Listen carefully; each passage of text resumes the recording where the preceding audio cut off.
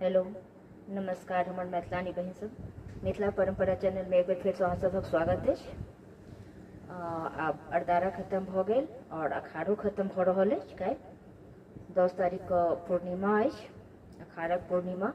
ओहिके बाद 11 तारीख से साउन शुरू भ जायत। तो जे साउनक सोमवारी करै छथि पूर्णिमा से हुनकर सोमवारी हेतै 14 तारीख से, और जे संक्रांति से करै छथि तऽ संक्रांति 17 तारीख अछि, तो हुनकर सोमवारी 21 तारीख का शुरू हेतै। तब पूर्णिमा वाली सब 14 से सोमवारी शुरू करती और संक्रांति वाली सब 21 तारीख से करती।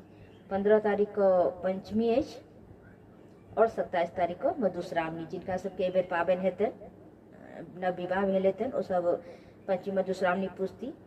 तो पंचमी वाली सबके 15 का पंचमी छनि तो 14 का नहा खेती। हम वो विधि विधान कथा सबटा बतायब धीरे धीरे। तो आइ हम ई बतेलहुँ हैं जे साउन कहिया से छै और सोमवारी कहिया से हेतै, कहिया पंचमी हेतै, कहिया मधुश्रावणी हेतै, टेमी पड़तै। और बीच बीच में हम पंचमी मधुश्रावणी के सबटा कथा विधि विधान भाट बीनी सब बतायब। तो यदि हमर वीडियो अहाँ सबके नीक लागे कनिको तो लाइक जरूर करब। सुनबाक लेल धन्यवाद। जय मिथिला, जय मैथिली।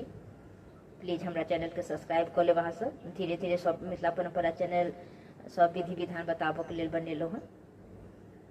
जय मिथिला, जय मैथिली।